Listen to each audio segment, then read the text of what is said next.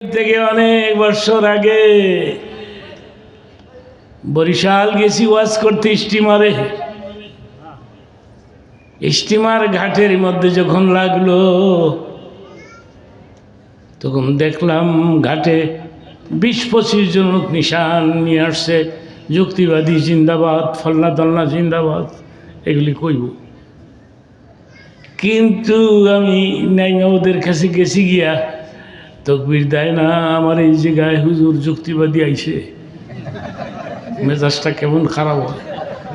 মানুষ চিনস না, গেলে গাইছ, তকবির দেয় না কেন? দেয় না, পছন্দ হয় না। এদিন একটু কাঠিং ফাটিং ধরছি। আগে তো কাঠিং ফাটিং ছিল না আমার। সব বক্তারা এই কাঠিং ধরে, আমি ধরলে দোষ কি? পছন্দ হয় না, এই জন্য তকবির দেয় না। সেই জন্য আপনাদেরকে প্রশ্ন করলাম, পছন্দ হয়েছে? একসাথে বলেন। তারপরে ঘটনাটা শেষ করে ফেলি। গুলশানের মাসুম, জানেন, আপনি জানেন 50টা দেশকে হার বানায়া আমার দেশের সন্তান হাফেজ হয়ে ফার্স্ট প্রাইজ দিয়ে প্রথম পুরস্কার নিয়ে ফিরে আসছে। নারে তাকবীর! 50টা মুসলিম দেশকে হার বানায়া বাংলাদেশের হাফেজ ফার্স্ট হয়েছে। আমাদের দেশের ছেলেরা। আমি ভাবলাম দেখি তো প্রথম যে 8 টাকার পড়ায় কীরকম কণ্ঠ একটু টেস্ট করে দেখি। কিন্তু শোনার পরে দেখলাম দারুণ কণ্ঠ। আমি বললাম, বাবা রে, আল্লাহ পাক তোমাকে চমৎকার একটা কণ্ঠ দান করেছে। কোরআন তেলাওয়াত করে তুমি আমাকে পাগল বানিয়ে দিলা। হুজুর, আমি তো আপনাকে চিনি, আপনি যুক্তিবাদী হুজুর না? আমি বললাম, হ্যাঁ, আপনাকে আমি চিনি, আপনি তো আমার চিনেন না। কেমনি ছিল? আমাদের গ্রামে ওয়াজ করতে গেছিলেন মাদ্রাসায়, ওই বছর আমি হাফজ শেষ করি, আপনি নিজের হাতে আমার মাথায় পাগড়ি বেঁধে দিয়েছিলেন।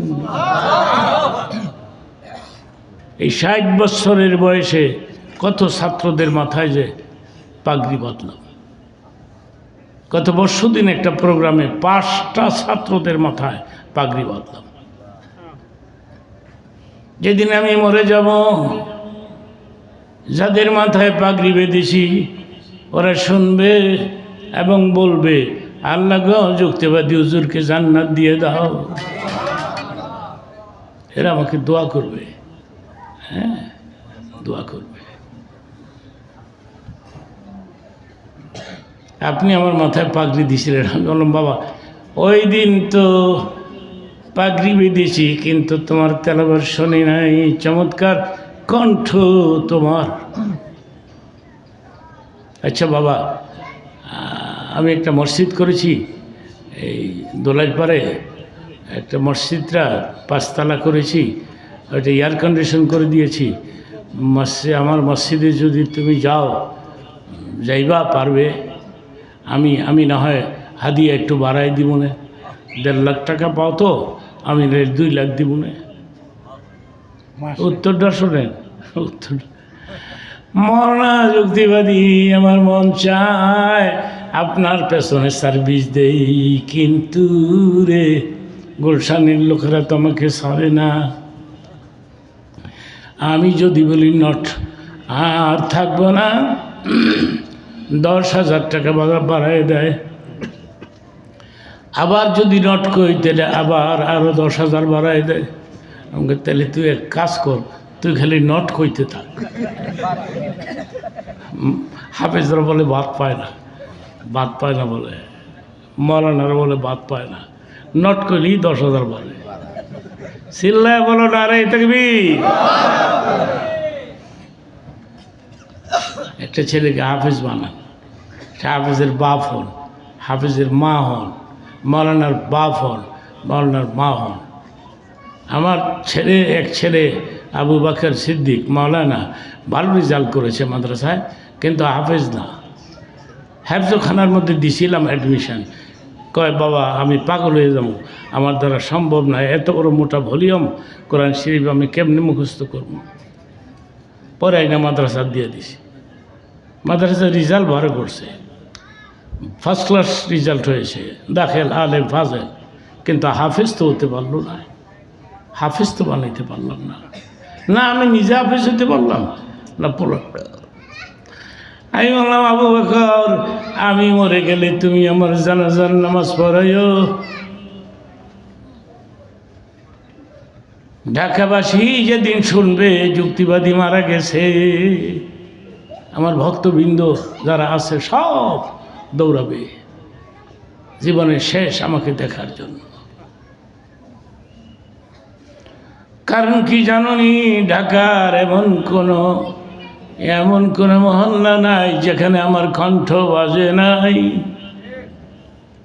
মানুষ আসবে, আমার অনেক ছাত্র আছে, এরাও আসবে, ওরাও চেষ্টা করবে জানাজার নামাজটা পড়াই দিতে, কিন্তু তুমি দিও না, তুমি পড়াইবা, আমি কিন্তু সব দেখবো। সুবহানাল্লাহ। মুর্দার গোসল করায় কে সেটাও দেখে, খাটে করে নিয়ে যায় কে সেটাও দেখে, জানাজা পড়ায় কে এটাও দেখে, কবরে নামাইয়া কবর বন্ধ করে দিলে আর কোনো যোগাযোগ থাকে না। বাবা তুমি আমার জানাজা পড়াইও, আমি কিন্তু দেখবো তুমি জানাজা পড়াইতেছ আমার, কারণ আমি মৃত্যুকে ভয় পাই না, আমি কবরকে ভয় পাই। রসুল আরবি, ছোট্ট একটা কথা হঠাৎ মনে হয়ে গেছে বলে ফেলি।